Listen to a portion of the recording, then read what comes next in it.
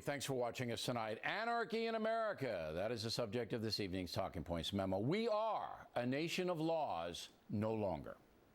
We saw that yesterday in the Senate as 44 Democrats and 1 Republican, Kirk of Illinois, voted against defunding sanctuary cities as well as punishing illegal alien felons who defy deportation.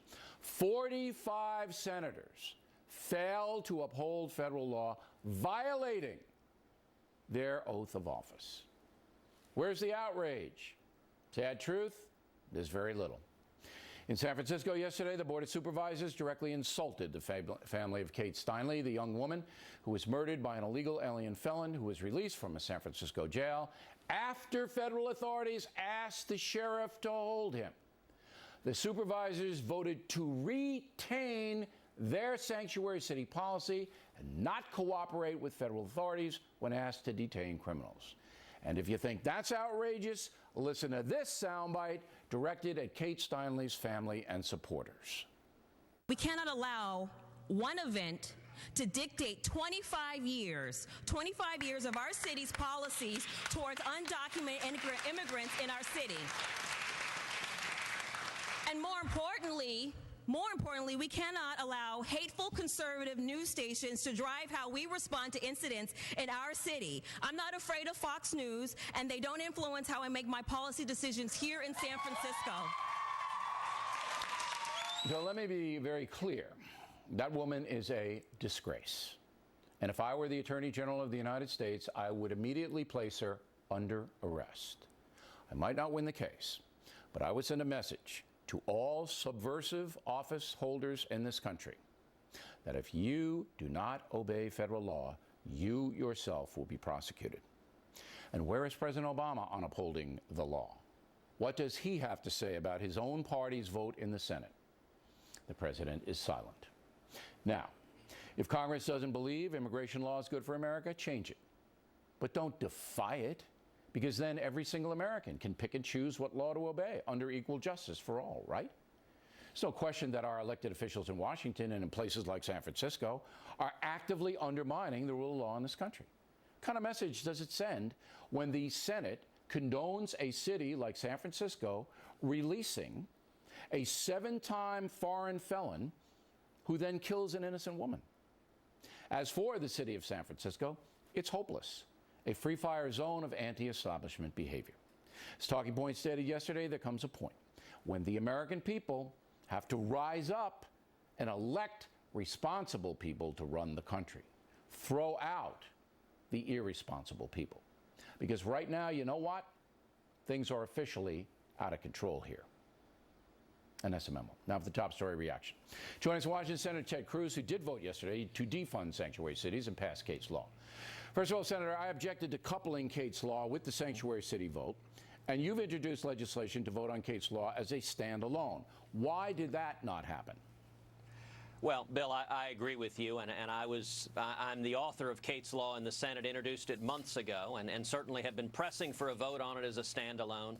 Republican leadership decided to bind them together. I've filed it again, this time on the Senate floor, so it's available on the calendar to be pulled up directly, Kate's Law, for a vote on it. I hope that leadership does that. I think you're right that we ought to have a clear vote. When you talk leadership, you're talking Mitch McConnell. Basically, yes. He's the leader of the Senate, right? Mitch McConnell, as majority leader, decides what to allow on the floor of the Senate. All right. Now, I tried to call Mitch McConnell, and he would not take my call, which I thought was kind of disrespectful, because all I wanted was information. And I have a very simple question. Why did you decide to put sanctuary cities with Kate's Law when you knew that the Democrats would filibuster and no vote would take place? Everyone knew that, correct, Senator? Everyone knew there wasn't going to be a vote, right? I think everyone knew that was the likely outcome. So why would Senator McConnell do that? For what reason? Well, as I explained yesterday on the Senate floor, there was value to having a vote yesterday to get people on record, but it was likely to be just a show vote because the Democrats would block it. And if we're going to get this passed into law, the only way I believe to do so is to attach it to must-pass legislation. And that's what I urged Republican leadership to do. People don't know what must-pass legislation is. What is that? So that means legislation, either the continuing resolution or an omnibus appropriations bill or the debt ceiling, legislation that has to pass into law if you want to get an actual change in law. Why can't you, look, isn't it worth the American people knowing exactly who will not vote for Kate's law? Just that law. See, sanctuary cities is a bigger deal, and the liberals can hide behind all kinds of theory. But Kate's law isn't. It's, are you going to protect the American people from aggravated felons who come back after being deported or not? Yes or no? And I think it's instructive for the American people to see who says no, because then anyone running against them for the Senate can say, look, are you going to vote for somebody who's looking out for the aggravated felons who live in foreign countries? Is that who you want to serve? That really, really puts pressure on the other side, does it not? Bill, I think you're exactly right. And so I had been pressing for months for a standalone vote on Kate's law, which is my bill. And let me say thank you for all of the leadership you have provided. That's okay, because I'm not doing it for any other reason but for Kate Steinle's family. And they're coming up right behind you. And that's the reason. And I'm doing it because it's the right thing, but primarily because I promised them.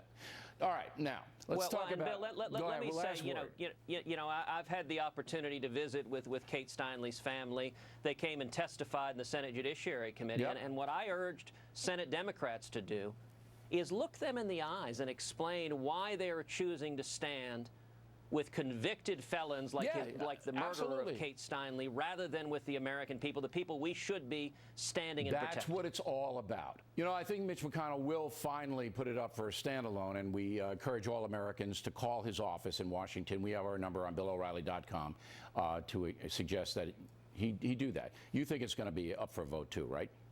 I certainly hope so, and I think the most effective way to make that happen is for the American people to hold our politicians accountable. Absolutely. All right, Paul Ryan looks like he's going to run for Speaker of the House. You support that? You know, I'm staying out of that. Come on. You're a powerful senator. You're a conservative guy. Do you support Paul Ryan or not? It's a question for House Republicans to make, but I'll tell you this. So I'm going to say you don't. I'm going to say no, because if you supported him, I know you would have said, look, I think the guy's right for the job. So you don't want him there. Actually, Bill, I have consistently stayed out of House leadership elections, but let me tell you what I think the next speaker should be.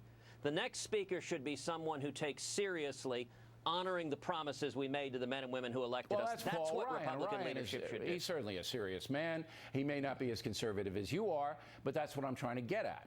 I mean, come on, Senator. Do people have to be as conservative as you are in order to serve? I am genuinely staying out of it. I understand that it makes for better TV for me to get in the middle of that, but I'm going to leave that to House Republicans. All right. President Bush, anonymous source, so we don't put credibility to anonymous sources. I have to tell the audience. But it was widely reported that he didn't like you or whatever it may be. I don't know if that's true. You care to comment on that? Oh, listen, I like and respect President Bush. I was honored to work for him for a number of years. I don't think it's surprising that he's supporting his brother's campaign and that he's attacking the candidates who they see as a threat to that campaign. But, you know, from my perspective, I met my wife, Heidi, working for George W. Bush, and I will always be grateful to him, and I have no intention of reciprocating and saying an ill word about him. All right, well, that's good. Did I ask you about Paul Ryan? Did I? I forgot. Did I? Yeah, I did. Okay. Yeah. So you're supporting him then? Okay. I can't get you. All right, you got a big debate next week. You got to do well, or you're toast. You know, there's a no spin zone. If you don't do well, you're done. You got any plans to break out of that big pack? Well, you know, it's interesting. The first two debates, after the first debate, we raised $1 million in just 100 hours. People all over the country going to tedcruz.org. The second debate, we raised $1 million in 48 hours.